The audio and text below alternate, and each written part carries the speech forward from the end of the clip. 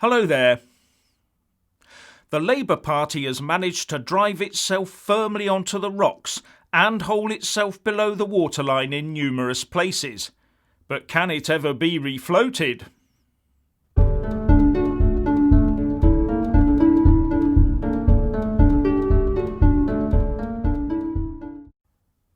Those steering the Labour Party supertanker were either asleep at the wheel or they were befogged and deafened by their own rhetoric, so could not see the lighthouses and hear the warning bells as the rocky outcrop loomed up before them. But not only did they hit the rocks, they were going up full steam ahead and drove the whole shebang far into the rocks, tearing chunks out of the hull. And now the debate is, can this sorry wreck of a party be repaired and pulled off of the rocks back out into safer waters, or has this latest act of folly split its very keel asunder?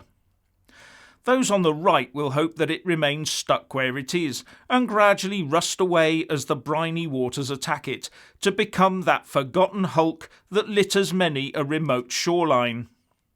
But those on the left, who fear that the UK could become a de facto, albeit temporary, one-party state of Tory rule, will be fervently hoping that steamship Labour Party can be salvaged and put back to good use. The trouble is that despite the damage, the on-board rescue crew are those that backed Captain Corbyn and his motley team of lieutenants to the hilt. They are convinced that he was steering in the right direction. And worse still, it is that same rescue crew that will be selecting their next captain once Corbyn and MacDonnell have stepped aside sometime in March, at a guess. And until next March, the whole Corbyn team will be talking about learning lessons, the broad church of Labour, and of radical policies and actions to win back their voters. But while writing their internal report on how they ended up so damaged on the rocks of a hideous election defeat, they will probably not mention the clear navigational hazards marked out on the charts they should have been using, or the huge lighthouse and all the warning buoys and bells they ended up ignoring. It will also give them the chance to put a bit of whitewash here and there to try and absolve themselves of the blame and shift it elsewhere, well on paper anyway. And former Labour MP for Wakefield, Mary Creagh, who lost her seat to the Tories last Thursday, said that Jeremy Corbyn was too quick to blame the media and others for this disaster, and was happy to bask in the adulation of others while the wheels fell off the Labour cart. In a damning indictment of her former boss, she said that Corbyn was very keen to see no evil, hear no evil, and speak no evil, but despite that, many bad things had happened in the Labour Party on his watch. Some of my colleagues are incandescent with rage, some of them are very, very shell-shocked and deeply, deeply upset about what has happened to them, she said. None of them have been contacted by Jeremy, to my knowledge. Nobody has reached out to them to offer an apology. And with Jeremy, he just seems to quite enjoy the criticism, absorbs it in a kind of martyrdom way, and I don't think that's healthy. The fact that he doesn't seem to feel emotion when people around him are feeling such pain basically leads me to think that he's a narcissist. Very damning indeed, and it explains a lot. For a political leader and his team to have that little empathy shows that the country was right to roundly reject a Jeremy Corbyn government. But another more externally driven report on the Labour Party, written for the foundation formed by tugboat captain Tony Blair, who's chugging in to try and pull Labour off the rocks, gives its own damning verdict of the current Labour leadership. And Blair says that the party needs to free itself from the grip of the hard left or remain unelectable forever. In fact, the former Labour Prime Minister said that Corbyn had turned the Labour Party into a glorified protest movement and that it was now marooned on Fantasy Island, with little chance that a new leader could get it back to the mainland. although I must say that the only things that Labour has been protesting against recently are the UK and its working classes. This Labour leadership doesn't seem to like either of them very much, does it?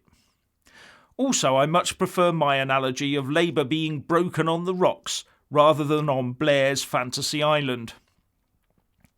Blair also echoed what other commentators are saying when they warn of 10 years of Conservative Party government. But Blair goes further. He says it's going to be 15 years. Corbyn's job was to reverse the party's decline in the north, says Blair's report.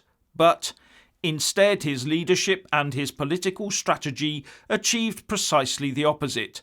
They drove even more traditional Labour supporters away from the party. And Blair warned in a speech today about the mistake of trying to shy away from the truth of Labour's plight, when he said, "The choice for Labour is to renew itself as the serious, progressive, non-conservative competitor for power in British politics, or retreat from such an ambition, in which case over time it will be replaced.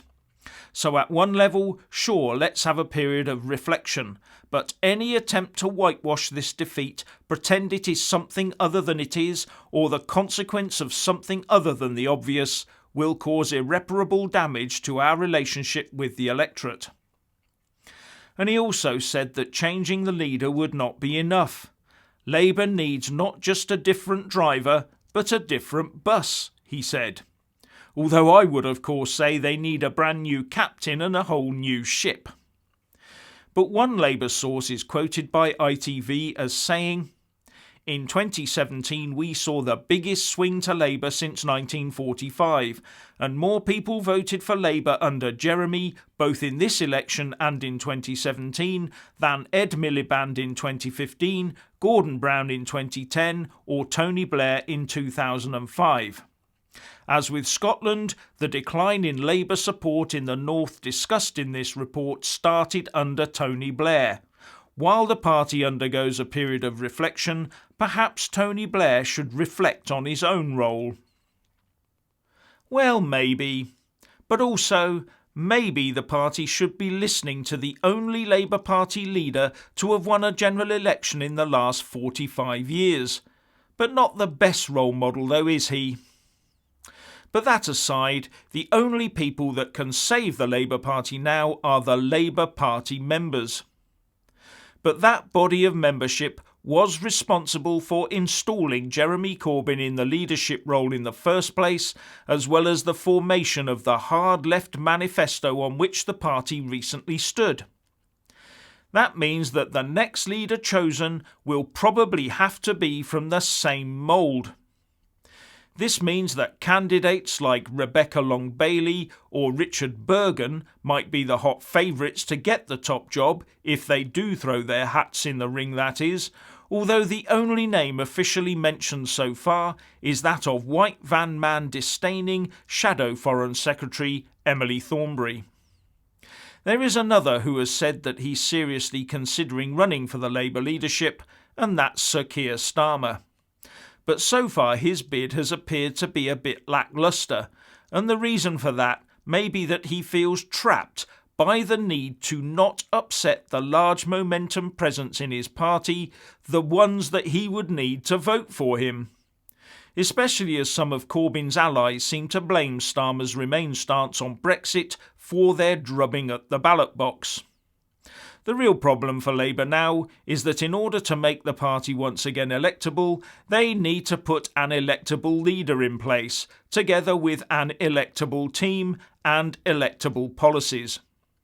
But to do that, they need to change the people that hold sway over who those leaders are and what those policies say. That means a change in the very membership of the Labour Party itself. Remember, the party is just a reflection of its membership. Now that's a tall order for such a sizable party. Also bear in mind that Labour prides itself on its democratic principles underpinning it.